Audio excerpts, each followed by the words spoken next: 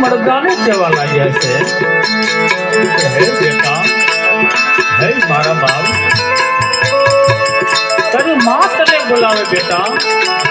એકવાર મને જવાબ આપ. પણ કોણ જવાબ આપે? રંગ મહેલમાં ભાણેજનું તો મળતું પીડ્યું હોય છે. બેન સગુણા ગાંડા ગેલા તૈયાર છે અને સગુણા બેનને દેહનું ભાન ન લઈ બેન સગુણા અહીંયા ફાટ રુદન કરે. અમે જાણું તને કરાવશું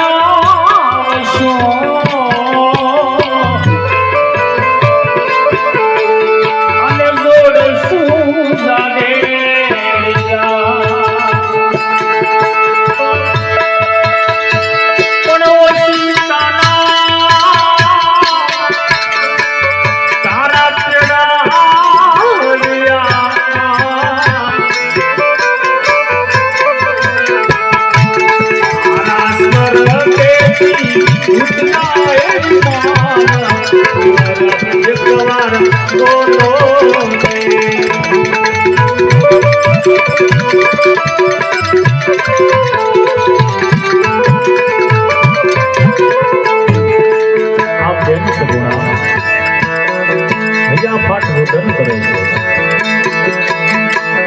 અને જોત જોતામાં રામદેવજી બાપાની જાન પોખરણગઢમાં પહોંચી જાય છે. ત્યારે સગુણાબેનને ખબર પડી છે કે મારા વીરાની જાન પોખરણગઢમાં આવી ગઈ છે. ત્યારે બેન સગુણા આ વિચાર કરે છે, ચાલ અત્યારે મારા વીરાને ખબર ના પડે એવી રીતે એમના મંગળ તિલક કરવા માટે જાય. સગુણાબેને કાળા વસ્ત્રો ધારણ કર્યા છે અને રંગમહેલમાંથી બેન સગુણા કંકુ ચોખા ફૂલની થાળી લઈ અને રામદેવજી બાપાના મંગળ તિલક કરવા માટે જાય છે. બેન સગુણા ધીરે ધીરે ચાલતા જાય.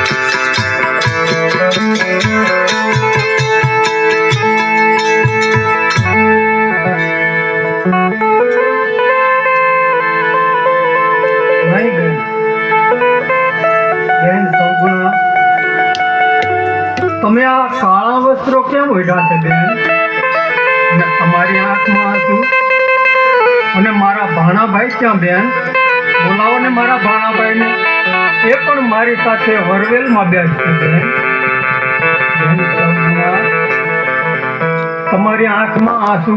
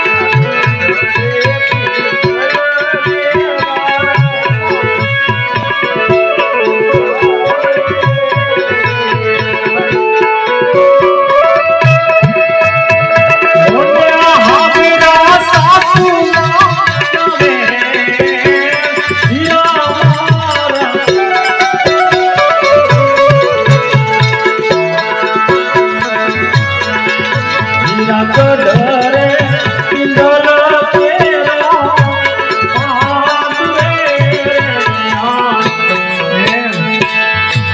બેન સૌગુણા તમને તમારી સાસુનો વેણ યાદ આવે છે બેન. તમારી સાસુને પણ હું સમજાવી દઈશ. તમને કોઈ ન્યાણા નહીં બોલે.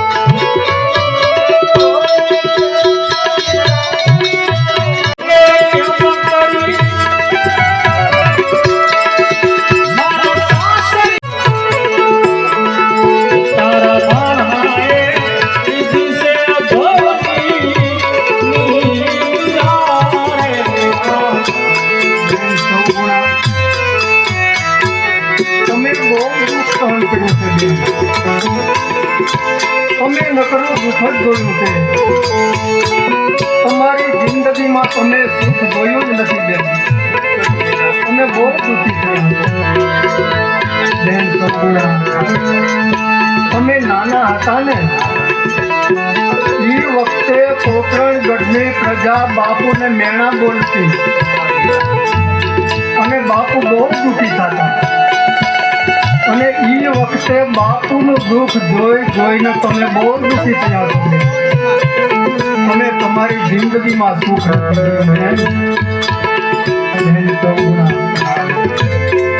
જ્યારે તમારા લગ્ન થયા એ વખતે બાપુ તમને સાસરે વળાવતા હતા અને એ વખતે તમે બહુ રુદન કરતા હતા. અને એ વખતે હું કૃષ્ણ અવતારમાં હતો. એ વખતે મારી બહેન સુભદ્રાએ મને પ્રશ્ન કર્યો હતો કે ભાઈ કૃષ્ણ, આ પોકરણગઢની અંદર આટલું બધું કોણ રુદન કરે છે? અને એ વખતે મારી બહેન સુભદ્રાને મેં શું જવાબ આપ્યો હતો ખબર બેન? બહેન સુભદ્રા, એ પોકરણગઢની અંદર રાજા અજમલ એની દીકરી સૌગુણાને સાસરે વળાવી રહ્યા છે. એક ભાઈ જ્ઞાની નભાઈ બેન સાસરે જઈ રહી છે અને એનો ભાઈ બનીને મારે પોકરણગઢની અંદર અવતાર ધારણ કરવાનો. એના આજે 20 વર્ષ વીતી ગયા છે. ત્યાર પછી તમે સાસરે ગયા તો સાસરિયામાં સાસુ જેઠાણીના નવભાઈના મેણા સાંભળીને તમે નીકળા દુઃખી થયા છો બેન. તમારી જિંદગીમાં તમે સુખ નથી જોયું અને આજે 20 વર્ષે તમે મારા લગ્નમાં આવતા હતા તો વનવગડે લૂંટા. તો વનવગડે આવીને મેં તમારો માલ સામાન ફરવે લાવી દીધો અને તમે પોકરણગઢ આવ્યા. પોકરણગઢ આવ્યા તો ખરા પણ બેન મારી મારી જાનમાં તમે આવી મારા ભાણા ભાઈની તબિયત બરાબર સારી નહોતી એટલે મારી જાનમાં તમે આવી જય સર્વગુણા સતી માતા અને સિદ્ધ પિતા અને સતી માતાની પુત્રી હોવા છતાં આવી ભ્રમણા તમને કેમ થાય છે આજ મંગલ પર તમે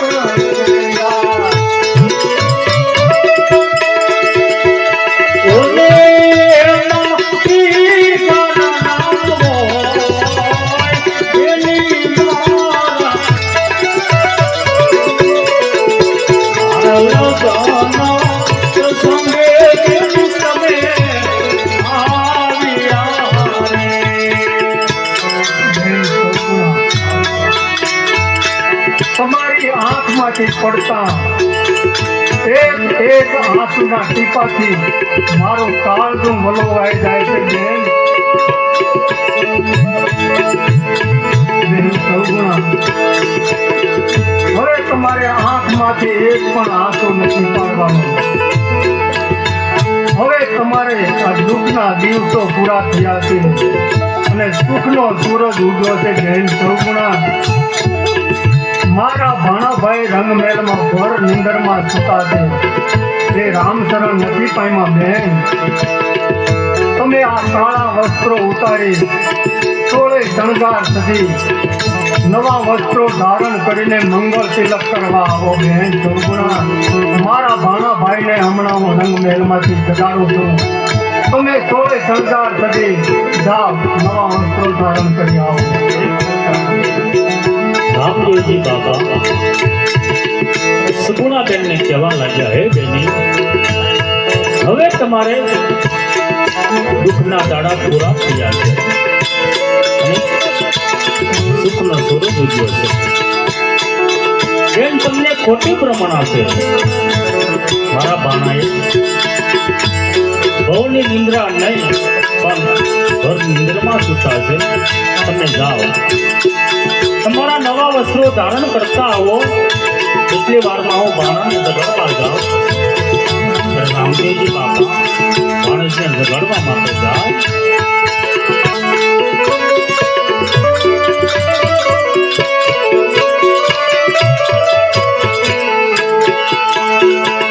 અમારે બોલાવે બાણુભાઈ આવજો રે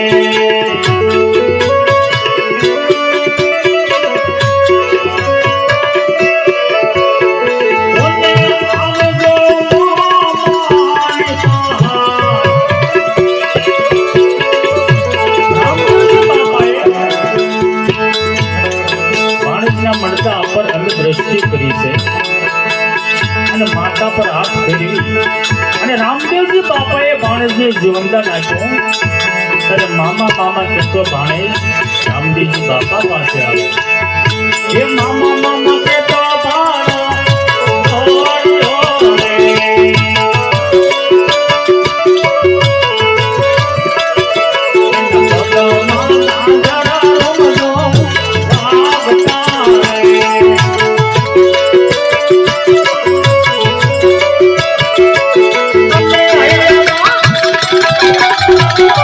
Oh,